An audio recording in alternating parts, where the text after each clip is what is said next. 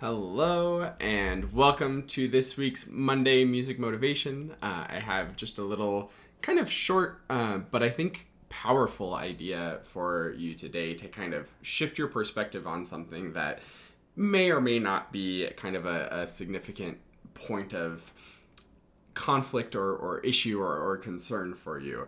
And that's around this idea of performance anxiety. And I think performance anxiety is a great thing that we're kind of studying and gaining awareness of, and have some ideas on how we can kind of minimize performance anxiety.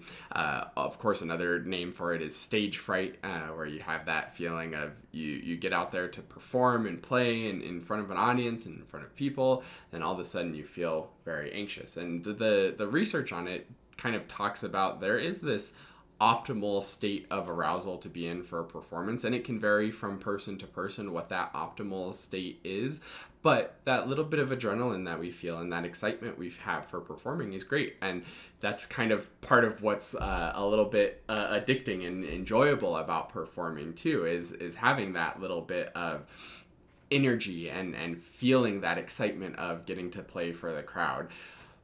But it can become detrimental when it becomes too intense, and our brain starts to really go into truly fight or flight mode, thinking that we're like under attack or something while we're out there performing, which does not feel good, and can leave you being very overly critical about what you're playing, can make you feel bad about yourself as a person based on how you played an instrument, which is honestly just like, when you put it that way, is the silliest thing ever. That like, oh man, I'm a lesser human being because I didn't play these notes on this page with the clarinet as well as it's supposed to be done.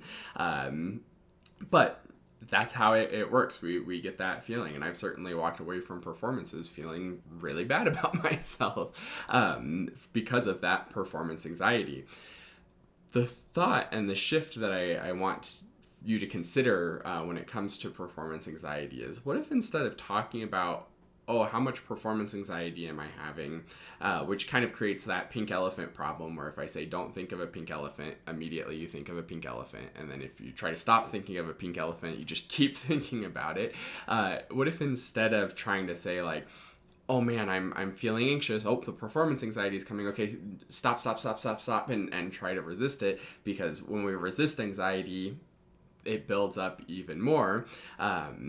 So we certainly can go with the route of like really feeling the anxiety and allowing that emotion to happen, and accepting the emotion. I think that's a great idea. But the mindset shift that I want you to consider today is, what if instead of focusing on performance anxiety, we talked about performance confidence, and we kind of used that energy in the same way. And when we get that kind of adrenaline rush of, oh, I'm about to do a performance, what if we were like, oh yeah, I can like really feel the performance confidence coming in.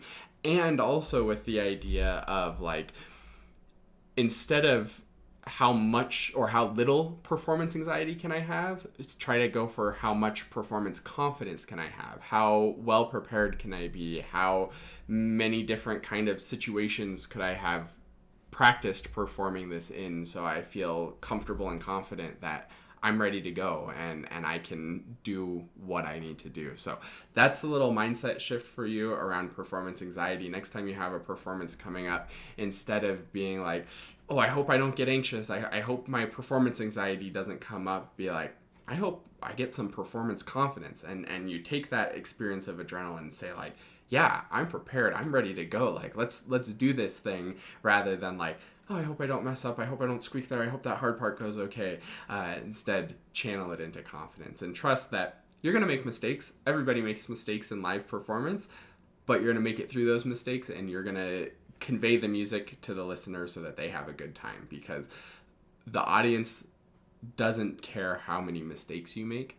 They care how good of a time you give to them.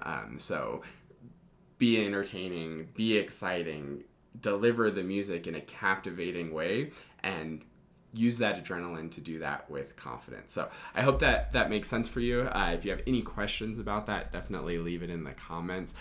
If you're interested in developing more confidence in your performance, go to quickstartclarinet.com/confidence to learn more about the Confident Clarinetist Club, where you can learn that it doesn't take talent or 10,000 hours to be the clarinetist that you want to be. It just takes an understanding of some very basic fundamentals and learning how to grow and develop those.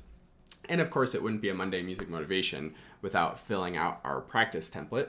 You can make this, copy this down for you, or you can go to quickstartclarinet.com/get started and download this exact template.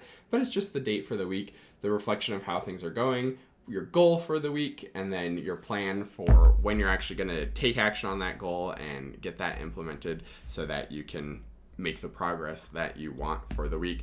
Take that plan, put it in your calendar, put it in your planner, however you organize your life. Show up for those scheduled practice sessions as if it's a scheduled meeting and you're meeting with somebody else, and that somebody else you're meeting with is the future confident clarinetist that you want to be. So thanks so much for watching. Let me know if you have any questions in the comments below. Have a fantastic week, a fantastic rest of your day. Happy practicing, and I'll see you next week on the next Monday Music Motivation. Bye.